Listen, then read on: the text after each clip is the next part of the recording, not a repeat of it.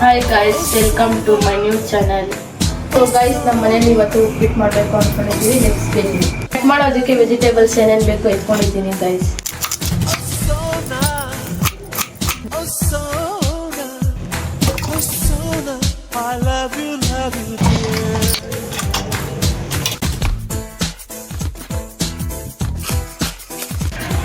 Cuttings ಎಲ್ಲ ಆಗಿದೆ.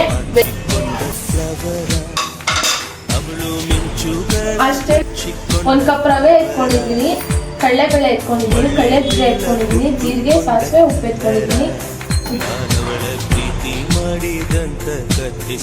ನನ್ನ ಪ್ರಕಾರ ಉಪ್ಪಿಟ್ಟಿಗೆ ನನಗೆ ಏನೇನು ಬೇಕು ಅನಿಸ್ತು ನಾನು ಇದನ್ನ ಎತ್ಕೊಂಡಿದ್ದೀನಿ ಗೈಸ್.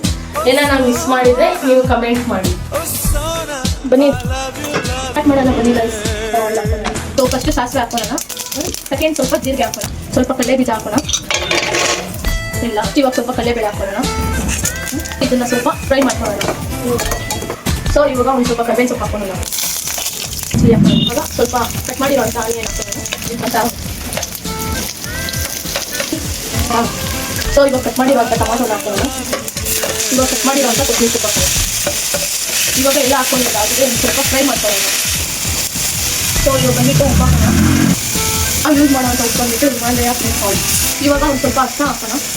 ನಾನು ಇವಾಗ 1 ಕಪ್ ರವೆಗೆ 2 ಗ್ಲಾಸ್ ನೀರು ಹಾಕೊತೀನಿ. ಇವಾಗ ಇದೊಂದು ಸ್ವಲ್ಪ ನೀರು ಹಾಕಿದೀವಲ್ಲ, ಅದು ಸ್ವಲ್ಪ ಕುದಿ ಬಂದಿದ ತಕ್ಷಣ ರವೆ ಹಾಕೋಣ. ಇವಾಗ ನೀರು ಸ್ವಲ್ಪ ಬಿಸಿ ಆಗೋಗಂಟ ಇದನ್ನ ಕ್ಲೋಸ್ ಮಾಡೋಣ. ಇವಾಗ ಒಂದು ಸ್ವಲ್ಪ ಸೊ ಫೈನಲ್ ಆಗಿ ಇವಾಗ ರವೆ ಹಾಕೋಣ. ನೀರು ಕುದೀತಾ ಇದೆ, ಅದಕ್ಕೆ ರವೆ ಹಾಕ್ತಿರೋಣ.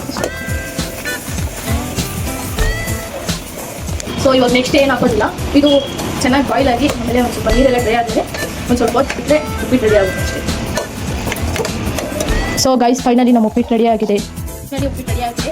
ಏನಂದರೆ ನಮ್ಮ ಮನೇಲಿ ನಾವು ಬೇರೆ ನನ್ನ ವಿಡಿಯೋ ನಿಮ್ಗೆ ಇಷ್ಟ ಆಗಿದೆ ಲೈಕ್ ಮಾಡಿ, ಶೇರ್ ಮಾಡಿ.